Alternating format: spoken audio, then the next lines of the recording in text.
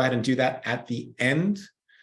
Here's the agenda. So very quickly, we'll do some fast intros. We'll talk about some of the big trends in online giving and in the world. We'll talk about some of the insights to consider, and we'll get really tactical. And then actually at the end of this, we're going to try to go through this quickly. A couple of you volunteered your websites to be live evaluated, not just by me, but by everybody in the chat. So we'll try to get some time to do that. So we'll see how we're doing on time, but that would be really fun if we can.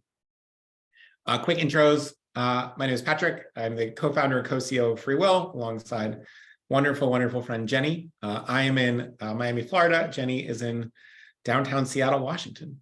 And our team is scattered all around the country, but a really wonderful, diverse, lovely team. We've crossed the $8 billion threshold for money raised for folks like you, which we're excited about. And we're closing in on 1,300 nonprofit partners, which we're also super excited about. So yeah. Also, fun fact about Jenny, she's about to have her second child in like 3 weeks. So I'm going to be solo CEOing for a little while. So wish me luck. All right, a couple other things before we get rolling. One thing that we love to do is just a big thank you is share some of my favorite books and our favorite books. And one book I really love as we talk about design is, so often design is thought of as Photoshop, but design is really in everything, right? How a book is shaped, how a mug is shaped, how this, this sort of teapot is a joke on the cover here. And there's a great book that's like a really good intro to design for non-designers called The Design of Everyday Things, which sort of thinks through how did doorknobs come to be the shape they are? How did water glasses come to be the shape they are? Things like that. So we'll send a copy of this to 20 people. The way you end up with this also is you make a note in the survey, not the chat here, in the survey at the end of the session and let us know your address there. So keep an eye on that at the end. We'll do that. All right, a couple other things before we get rolling. We asked how your week is going. Generally pretty good. People are pumped about summer, pumped about Father's Day, probably to be celebrating Juneteenth. You can see generally happiness strong across the board. Now on the flip side, we asked you, how are you feeling about hitting your goals this year? And we're a little bit on the decline. So if anyone has real views about why this is happening, now we're still where we were 2 months ago after a really big shoot up in June, in May rather. But if you have ideas on why this is happening, we'd love to share it.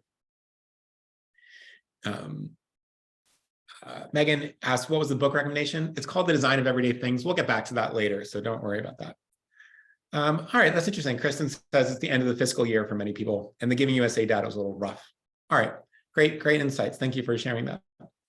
All right, so let's talk about online giving trends and what they tell us about where we can grow. So first we asked you, how satisfied are you with your current website?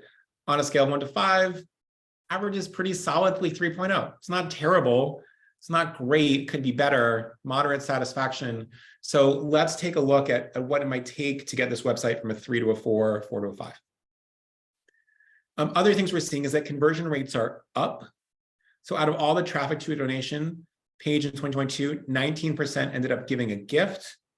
In 2021, that was only 17%. So there's some improvement there. Congratulations, everybody. There's also a really big jump in average gift size on both desktop and mobile. We're going to talk more about what that means, but that's a really important fact. The average gift is going up by a lot. It was $75 in 2021. It was $196 in 2022. This is a huge shift, right, in a very short amount of time. You put some math together, by the way, slight uptick in conversions, a more than doubling of the average gift size. What does it mean? It means a lot of giving is moving online, a lot. And so our websites are more important than they were 3 or 4 or 5 years ago, because more donors and more money is flowing through them compared to the mail, compared to other things than used to happen. So this is a really big shift. People are checking out their site on mobile, right? So there's this big trend towards mobile on everything. When you come to our writing sessions, talk about how much email is being read on mobile. Well, part of that is that people are then going, right? The average gift on mobile is going from 46 to 94. The majority of website traffic comes from users compared to 43% on desktop, right? So big shifts. More than half of your visits to your website are coming from mobile devices. Big shift here, but revenue still comes from desktop devices, right? So it's a little bit, there are a couple of different shifts here, but a lot of the traffic coming from mobile. When people are at their desktop, that's when they're most likely to give. A couple other things here, right? In 2021, 28% of all donations, this is by number of donations, came from mobile. In 2022, that came up 36. So we're pushing up on mobile, right? More people are getting comfy on mobile donations. That number would have been much lower in 2018, 2017. And desktop users accounted for 64% of all online transactions, right? In terms of how much money we're talking about. Now, one thing I really want us to hammer home here is traditionally we've thought about websites as the small dollar place, right? Your $20, $30 comes in through the websites. Your $5,000 gifts come through after visiting, or a phone call, or a wire transfer, or a direct mail piece. And that's not true as much anymore. So we're seeing a lot of bigger gifts coming online. We're seeing a lot of non-cash gifts that are bigger coming online. And that's a real evolution from where we were 5 years ago, right? You saw a more than doubling. It's not that the same donors are doubling their gifts.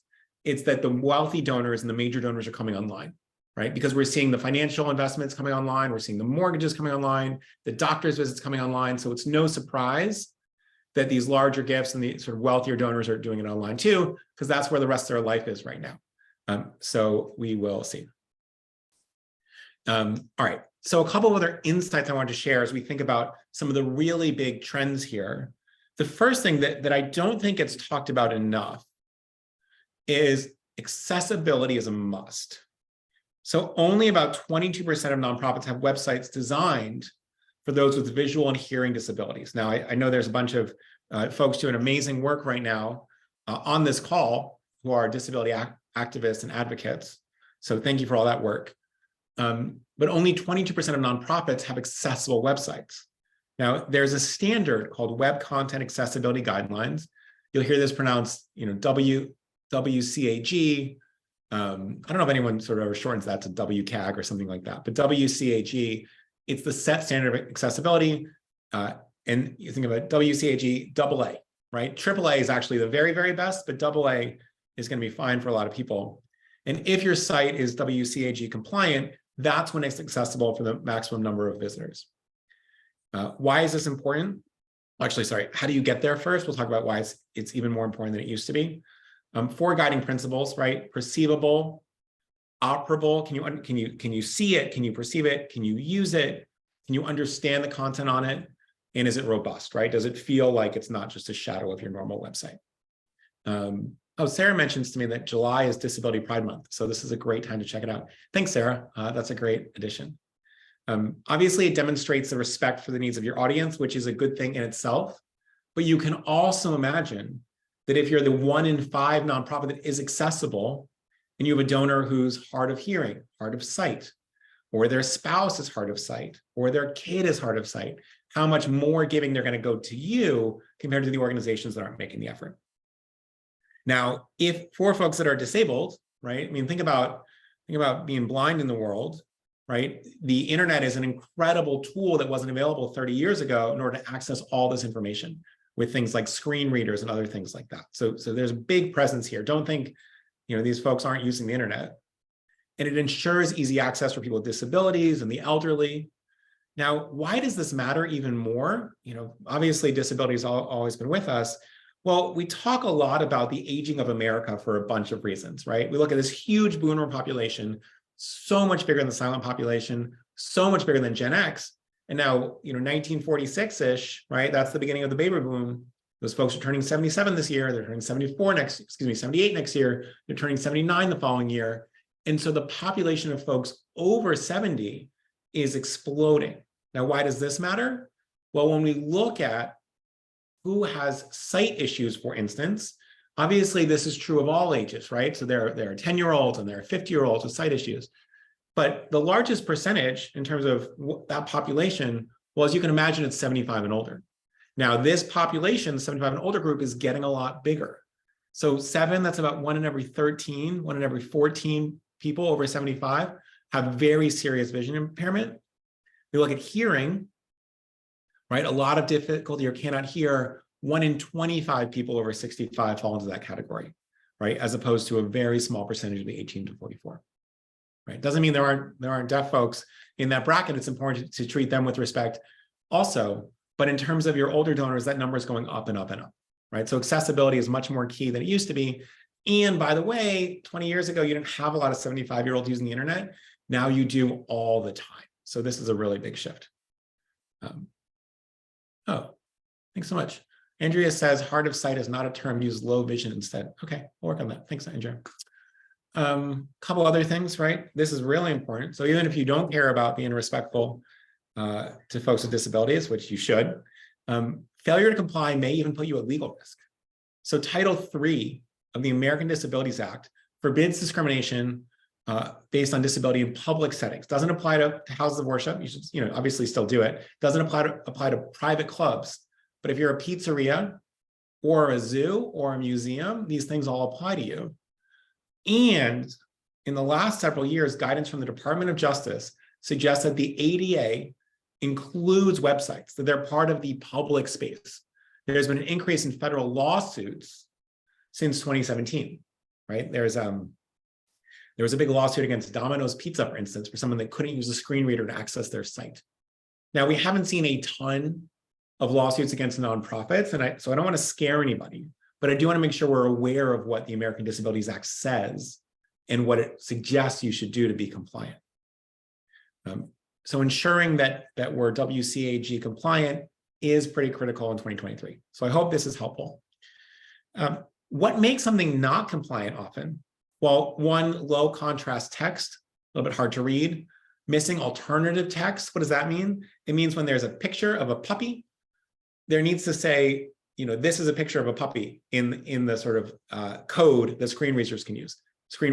Because if you can't see that it's a puppy, that's what you need to know. Empty links, same thing. Where would this link go? How do we know? A couple other things as well. So that's that's our first thing, right? Accessibility really matters this year. Insight number 2, website content matters, right? How we choose to engage donors on a site plays a role in conversion rates. Research by our friend, Dr. Russell James, who we'd love to highlight, tells us that conversational language tends to be more effective than technical terms, but I still see a lot of technical terms on your websites. Formal language actually results in less interest from donors in making a gift, so you're just losing money by using the wrong words, right? You want to say something like make a gift to charity in my will, a lot better. Besides make a bequest gift to charity in my will, a lot of people won't know what that is. It seems a little difficult. It's going to go over my head and I'm going to forget about it, right? So we're using this sort of simple, informal, clear language. Insight 3, calls to action. So when we call that call to action, that is the thing we actually want people to do, right? That's what sort of web designers call it. We'll use CTA for short, for call to action.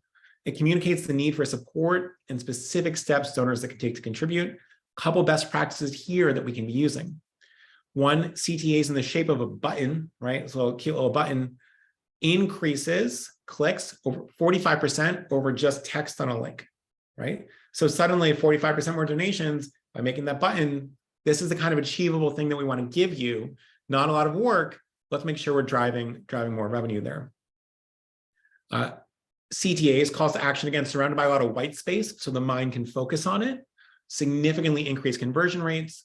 In fact, one experiment showed an increase by 232% when you remove the necessary clutter around the call to action. So this is pretty exciting. What else?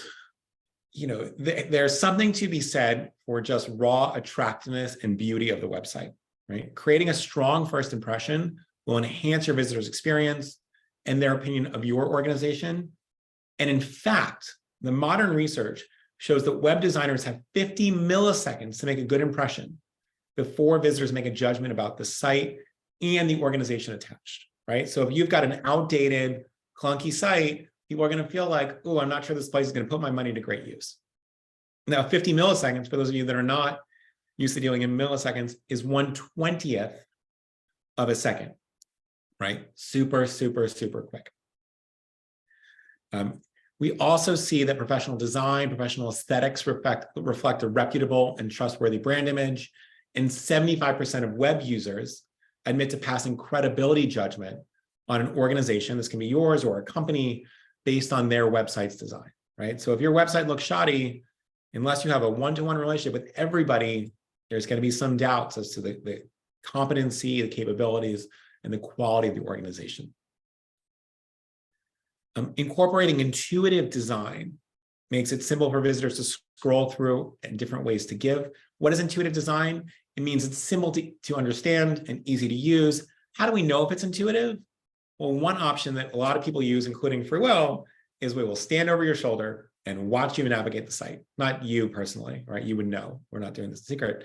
But you get users, and either on Zoom or in person, say, hey, walk through our site, give us real-time, and if people say, oh, I thought this would have been here, but it wasn't, and you hear that 3 or 4 times, time to move that, right? So that people can really flow into it. On mobile, this becomes even more important, right? Because it tends to be a pretty quick experience. Small step, big reward, right? So a small thing you can do that is going to have a really big outsized impact is make sure that your non-cash giving options, we talk about this a lot for good reason, it's research shows it's the #1 driver of increased revenue. And so things like stocks and QCDs and donor advised funds, and if you take crypto, we need to make sure these are obvious, useful on your donate page, especially if your emails are pointing to your donate page. In fact, web content has been the top gift generator for stocks and QCDs for all of the nonprofits that we work with, even more than email outreach. So email outreach is still very good, but having that persistently on your website, especially on the donate page, will build you huge dividends long-term. A couple other things, images, really, really important. High quality visuals are a great addition to your site. Now, why do we think this? Because we like pictures. Yeah, we like pictures, but the research shows that when a person is presented pictures with information, or excuse me, without information, after 3 days, they only remember about 10% of it. But when the info is paired with a photo or a graphic, the recall 10 days later increases to approximately 65%. So if you want things to have a lasting impact, really great images play a really big role. So how do we think about this? Things like images or video, they help you attract and retain attention. They make content more digestible because you're not just using the linguistic part of your brain. And web content containing visuals like this often gets more attention. People are more ready to click on something they know is going to have images or they can see has images in it to experience it than a lot of text, which is just going to feel a bit overwhelming. We'll talk more about how to get good photos here in a moment, because that's really useful. Knowledge is power. This is our 7th insight. So one of the classic mistakes, and you're going to see this again on the next slide, but classic mistakes that people in exactly your position make is they overestimate the knowledge of their donors, and particularly their major donors. The Lilly School of Philanthropy conducted a survey of the general public. So generally speaking, how would you rate your knowledge about charitable giving and philanthropy? Anyone want to guess what percentage list themselves as an expert? Just maybe make a guess in the chat and we'll reveal it in a moment. 15%, 2%, 15, 10, 0, 70, 10, 20, a lot of 10, 20, 30, 15 guesses, 30. Okay, great. And this is 5. It's 1.5, right? So except for about a tenth of you were under, and about 90% of you were over, right? 90% of you overestimated this, 15%. So we're using simple, clear language to define each giving option, including why it matters. So giving stock is great, right? Let's make sure people can give stock. Do they know they can save on 2 types of taxes? Avoid capital gains and get a federal deduction? Keeping it simple, but you're overestimating the competency of your major donors, right? Certain planned gifts warrant more explanation, but we're always avoiding jargon. You saw in the earlier slides, we're not saying, hey, make a charitable bequest. We're saying, hey, do you want to make a gift to us in your will? Things that an 8th grader can understand. I mentioned this, but I'm going to say it one more time. You are overestimating the knowledge of your major donors. Just because people are rich does not mean they are much smarter than you. And they certainly don't have your job, right? And so even folks, for instance, who have donor advised funds often forget how to use a donor advised fund, often forget that they have one. They say, oh yeah, I do have that account from Fidelity when you ask twice. So we have to be sure that we're really giving these options and that we're explaining why they're useful. Super, super important. Okay, one last insight here. We're going to say yes to social proof. What is social proof? It means, what are other people like you doing? If I'm saying, hey, everyone else in the chat, you can see this, so for everyone else who's coming here, usually, shrugs their shoulders while they're doing it, you're much more likely to be shrugging your shoulders and loosening up a little bit. It's not a great example, but it is the one that's top of mind right now. So testimonials humanize the giving experience. When we give testimonials, or when we say other people like you do this, for instance, planned giving interest triples. It's such a lazy way to be effective. Just tell people that other folks do it. Here's the research that comes out of the United Kingdom. When you don't talk about charity, 5% of people. When you ask, 10% of people. When you say, oh, but other people are giving, do you want to give?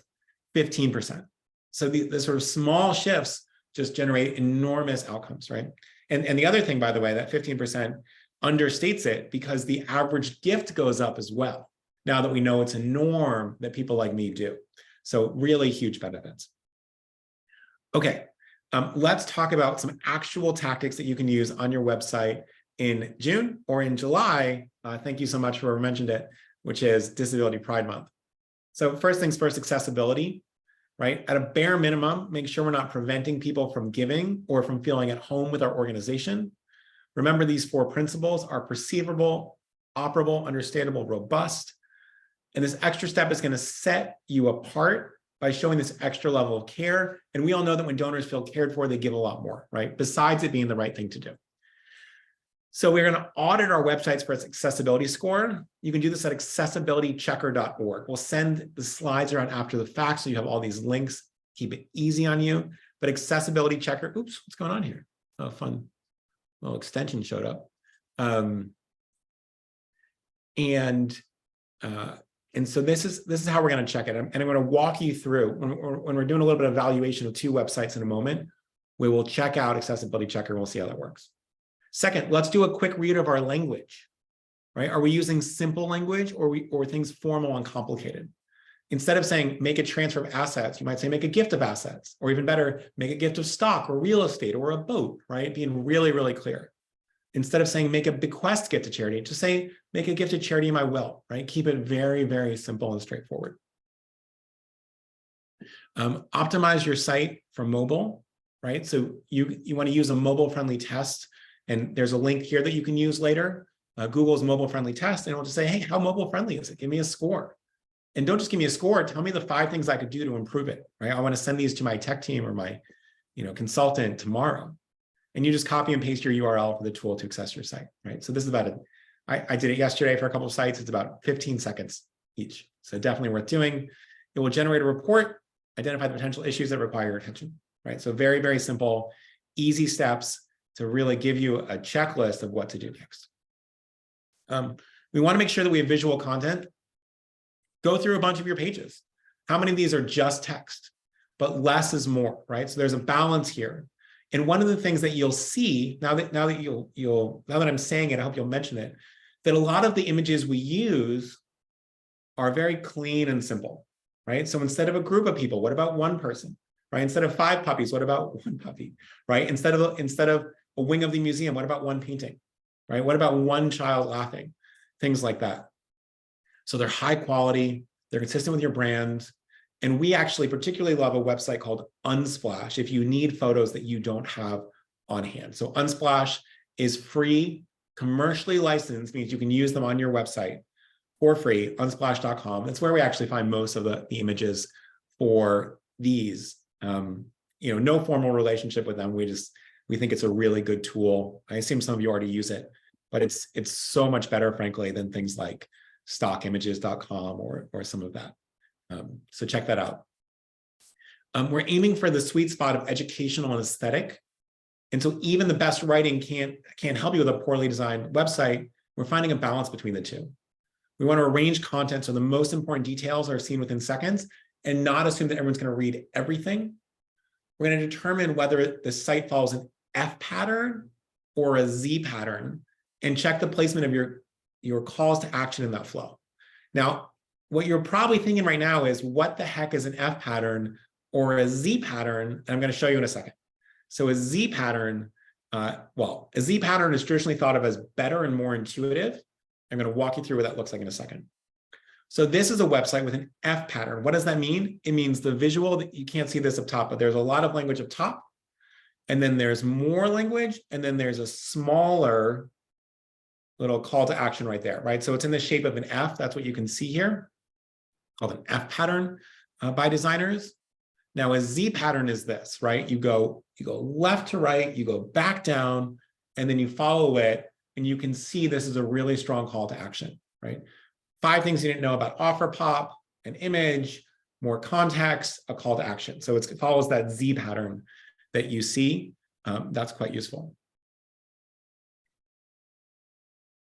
All right, so now that we know what a Z pattern is, a couple bonus tips here, and then we're going to get into some website evaluations. We talked about this 2 weeks ago, but I want to reiterate it because it's another easy thing for you to do, right? Very little work, very high upside. That's what we want to specialize in. And this experiment used 60,000 fundraising appeal letters from a hospital. And the standard response card said, do you want to give 10, 50, or 100? The alternate version added higher amounts, 10, 50, 100, 250, 500, right? You see the difference here? There's a higher anchor point in the second one.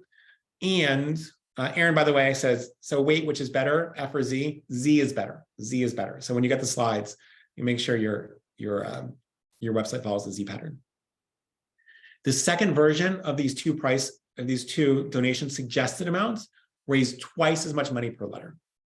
Twice as much money. Another version worked just as well. It was sort of bizarre. Do you want to give $10, 500, or something else? And that worked just as well, meaning twice as much as the first one. So what do we learn? These high anchor points are really important, right? So people know that, what does it mean? It means people like me give these amounts. That's what it's suggesting. Now, this is not the same as making options 100, 200, 500. Why does that? It's because it makes smaller options than the lowest one seem unacceptable, and it reduces the number of people who give it all. So what we're not doing is shifting everything up. What we are doing is shifting the high end up to really anchor folks on higher amounts. Now, this is, again, is a super easy shift that, as you saw on the last slide, doubled the take from one of their fundraising letters. So let's make sure we're doing that. Making your website your own, right? So we're staying true to the style and the voice of your organization. Are these things that could be true of any organization, or does it really feel like us? And one of the best ways to do this is to incorporate donor testimonials to show potential donors that they're one of many people who are helping you. By sharing the voices of your donors, you personalize their impact, and suddenly those donations feel much more powerful because you can see what other people have done, and you get to just follow in their footsteps and make a really big gift. One more bonus tip. Someone mentioned this in the chat here. We're checking the loading times. So what does a loading time mean, by the way? It means when you click on a website, how quickly does it come up and how quickly does everything come up? So a slow loading page was the #1 reason visitors left the website. The first 5 seconds play an enormous role in terms of impact rates. And you can check your site's loading time and get actionable steps with something called Google Page Insights. So more tools for you to just check out. I also did this yesterday for a while. Averages about 20 seconds to do it. So you can do a lot of the stuff we're sharing in about 5 minutes after the session. And I hope you find it useful. One of the things that can slow you down is images. So some of these images, there could be an extremely high quality version, or they could be a somewhat lower quality that's actually imperceptibly similar, right? Or imperceptibly different, but will speed it up very quickly. So having the right format of images, having the right size of images plays a really big role here. Okay, so those are a bunch of tips. I hope that was really, really useful. What we're going to do now is a bunch of you volunteered to have your site evaluated live. So a ton of bravery. And we're going to go through 2. We're going to go through the History Miami Museum, which is by me. I haven't been yet, but I'm super excited to go. And the Colorado Rocky Mountain School, which probably won't visit anytime soon, but I'm super grateful to have you doing this. So let's start. And by the way, is anybody on the call? Oops, let's resolve this. Is anybody on the call from one of these? So Hilda says, let me know when you want to visit. All right, Hilda, shoot me an email later. I'm at Patrick@freewill, and we'll chat. So Hilda, this is all for you. We'll start with the History of Miami Museum. So first of all, we'll check out this website. And before we get into it, we're going to put it into the accessibility checker. So let's do this. Let's see how it goes. I haven't done this yet, so we don't know what the results are. So you can see it's scanning. It says it usually takes about 8 seconds. You can do this with your own site. And let's see how we're doing on the historyofmiami.org. Wow, this is okay. So let's see here, still going. We see no critical issues. So really outstanding work here. I mean, this is past audit. We'll see a lot more. There's some manual audit, which means you got to go check this yourself. But really, really strong results. So excellent work, Hilda and company. And we'll do this again in a moment with the Colorado Rocky Mountain School. We'll see how that goes.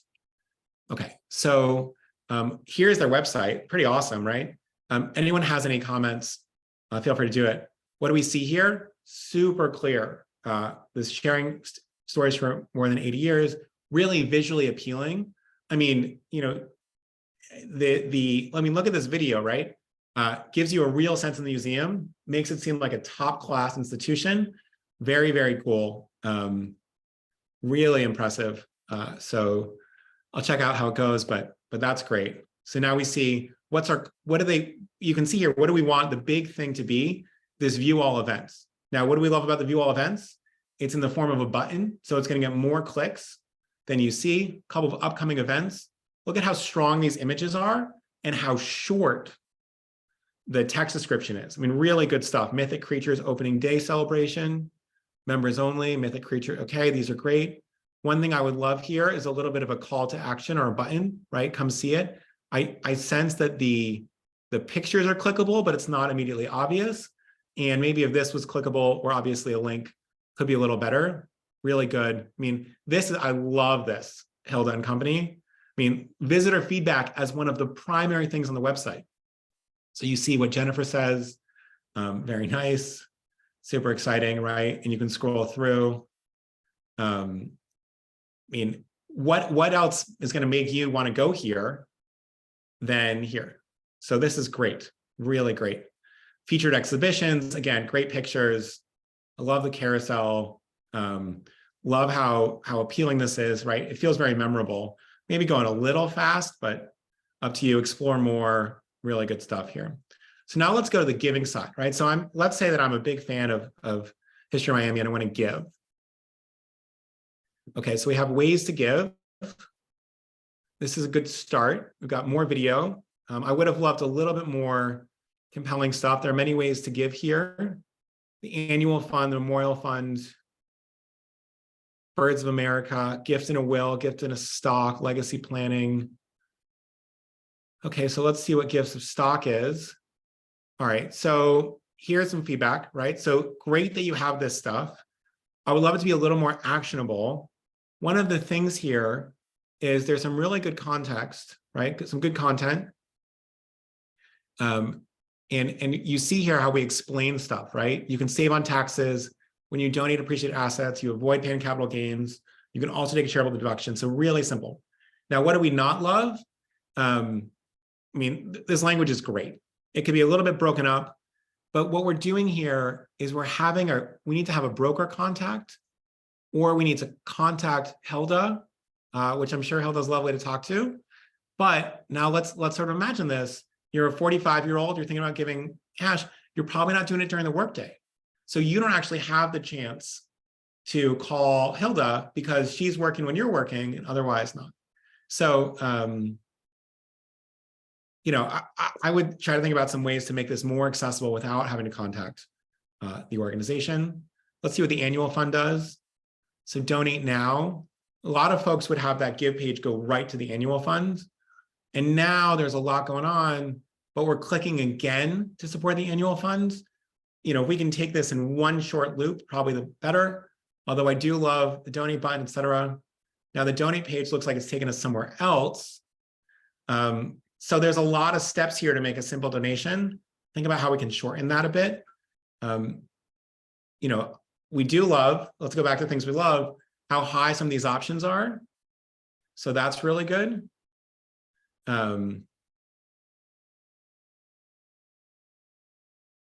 Okay, so now we're not even checking out yet, right? So no thanks on the comment. And suddenly there's, oops, I got to pick a value.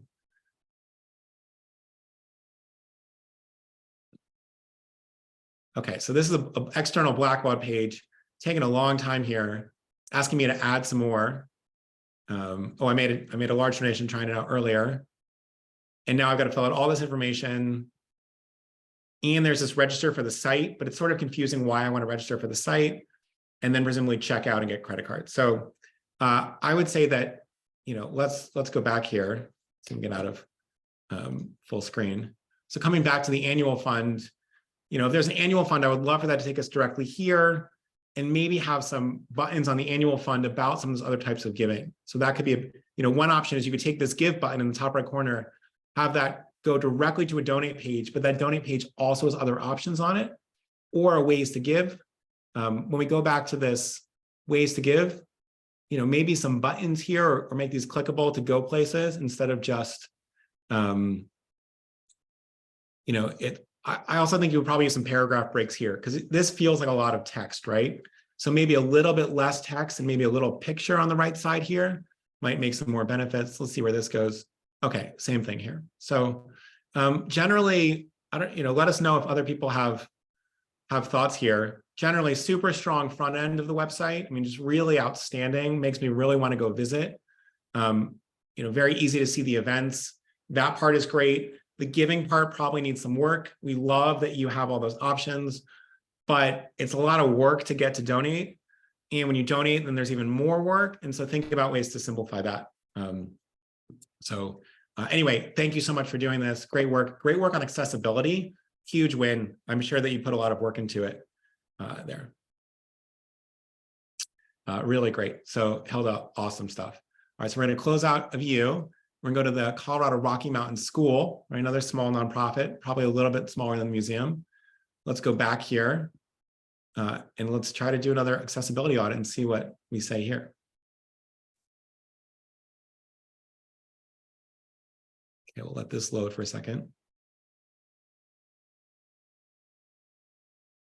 Let's see if we can get here. Or we'll just see if we can put this right in.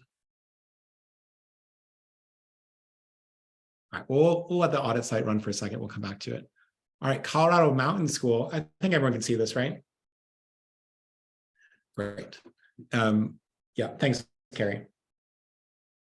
So a couple thoughts here. I mean, again, awesome video, right? I mean, I don't have kids, but I want to send my kids here just based on this. I mean, this looks great. You can see how you can really internalize here how different it is than just a bunch of bullets that say, oh, we take our kids on bike rides and ski trips and hiking and whatever, and we've got some great teachers, right?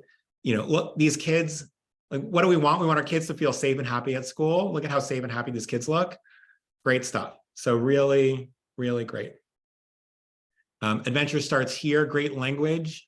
It's a college prep school. This place looks great. I don't know if if anyone has ninth graders they want to send somewhere, this looks amazing. They've got a boarding program, bike shop. These are really good options. I hope that these are all screen reader accessible, but there's glass blowing, there's college counseling, easy things to learn a lot more. Senior projects, no sports. You can look at the CRMS experience. It's an ideal learning environment for motivated college-bound kids because et cetera, et cetera. I mean, it really distills it. We're not using too many words here. It's really great. Learning about some courses. You can see how just these little images, right? World geography, that little globe makes it just click a little bit more than a long list without that. Silversmithing, wow, pretty great place. Social justice statistics. I mean, how cool is that, right? And that calculator sort of signals what that is. I don't know if anyone wants to check back into high school, but I'll go here. These numbers, right? Alumni of record, 3,300, advanced degrees, total students. So cool, right? Very easily digestible. Think about how more memorable this graphic is than a little fact sheet with just text. So wow, great job, great job. Okay, now we have some donor testimonials or really student testimonials. Why is this? Remember, the primary goal of this place is to drive more tuition and enrollment, right? That's what the website's really built around here. And so, I mean, great. Best thing I ever did was go to Colorado Rocky Mountain School. Magical time for friends and life. I mean, what a good endorsement. Upcoming events, pretty manageable. Contact, a little Instagram, great stuff. Great images. I mean, this place is built for great iconography. So great job. By the way, is anybody Is anyone on the call from CRMS? I'd love to know. Okay, so now let's check out giving. All right, good pictures here, giving. Okay, I think that this picture is great, but I look here and I'm not even sure I'm in the right place because I can't see the giving options. Support your passion, right? So make a gift, so big buttons, a lot of white space, great job. Student financial aid, different places to give. I think that once people are already here, we might want to take some of this away. I mean, it's cool, but unrestricted giving, there's just a lot of text here without any action. So we have this sort of funnel of people coming to give. I would love if you know, it was make a gift or different ways to make a gift here. All right, so now we're back at give. We've made a gift. Again, little, you know, pictures are too big because now we're a little lost here. We have our annual fund, giving events, business partners, ways to give an FAQ. It's a little tough to figure out what I'm supposed to do here. You know, one world is where you click on make a gift and it just shows up this. This is a really good option. Nice pictures, good anchor points. It's a little unintuitive that they go from left to right, high to low. So I sort of looked in the middle and think 250, that feels like the middle, but it feels right to left. Love that you can give this to, you know, the different places. This might be a good place to have a little learn more about the funds. Really good stuff here. Filling out some basic info, not taking so much information that it dissuades me. So good. Good option. I would like my gifts to remain anonymous. Great stuff here. And then what else do I love here? This is our donate page, right? So I wish that when we clicked up here in the give, it went directly to this. And I love that on our donate page, we have gifts from my donor advised funds, donate stocks or securities, or make a recurring gift, right? You could add a couple more options here, but these are good. They're not text heavy. I love the use of different colors to make it feel not overwhelming. You don't get lost in it. Generally super outstanding. So yeah, let's go check out, let's see if the audit's working. All right, so let's hit reload here. See if we can get this. All right, so now we're doing an accessibility. Oh, someone says, what happens when we click these buttons? Let's see. Make a donor advised fund. Oops. So that just opens the mail. Don't love that. So what would be a better thing? Either that's a mail to link. Everyone know what a mail to link is? When you click it, opens your default email browser to contact somebody. Let's see, let's see if donate stock or securities does the same thing. Okay, so this gives you more. Ooh, this takes us right back here. Okay, so it gives us more information. Would love some more actionable steps there. So definitely some more room for growth there. All right, well, this doesn't seem to be working right now. Not sure why that is, but we'll come back to it and we'll see. All right, let's see if this takes the 7 seconds it promises, and if not, we'll go back and close out the session.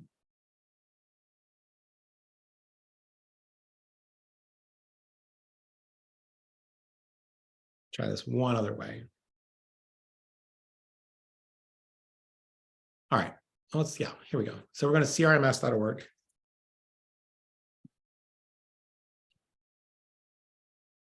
You might not love that I have so many of these open.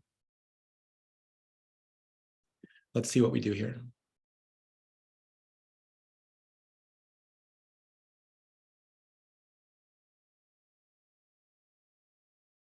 All right, well, generally this works a lot better on that, but it will give you a couple things. Some things I think when this flagged for me earlier is you want to make sure that there are little ways to stop the video. And why is that? Important for people with seizures.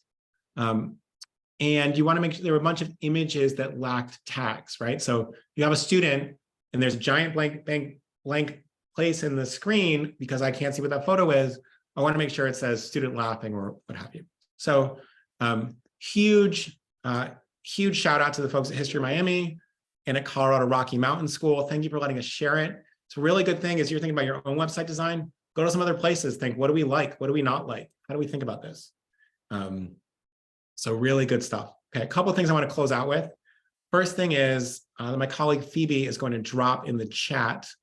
Thank you, Phoebe, right on time.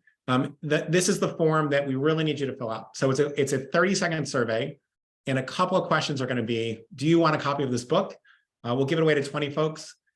Make sure your address is in there. That way we can send it somewhere. Love the book. Really good thing. It'll really be interesting for you to read this book and then just walk through the world.